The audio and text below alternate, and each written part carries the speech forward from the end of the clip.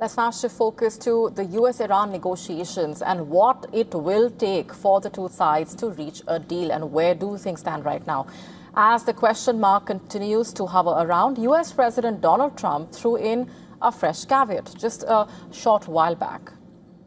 In fact, earlier, Trump shared that lengthy post on Truth Social. It said and focused on a lot of aspects, but the one which caught the eye is a new condition.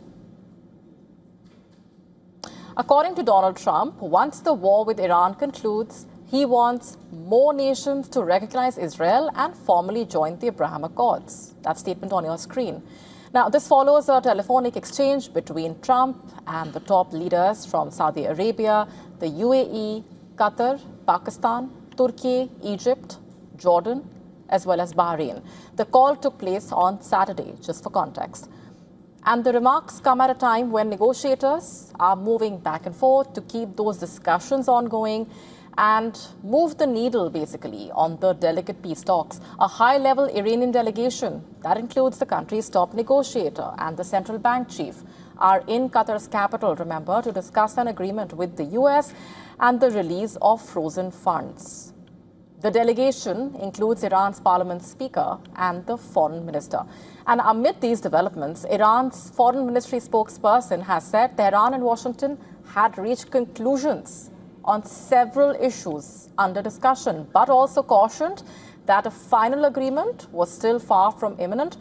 And on the issue of tolls for passing through the Hormuz Strait, Tehran says it is collecting fees for what it calls navigational services, quote unquote, from the ships transiting the strategic strait, rather than imposing tolls. Listen in.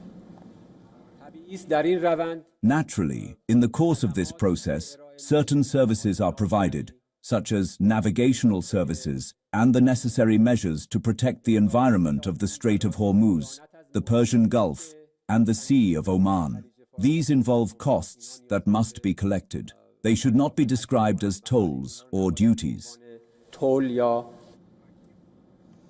The potential MOU, or a Memorandum of Understanding, discussed between the US and Iran contains 14 points. Reportedly, it is focused on ending the war and the US naval blockade of the strait in exchange for Iran taking steps to ensure safe transit through the crucial waterway.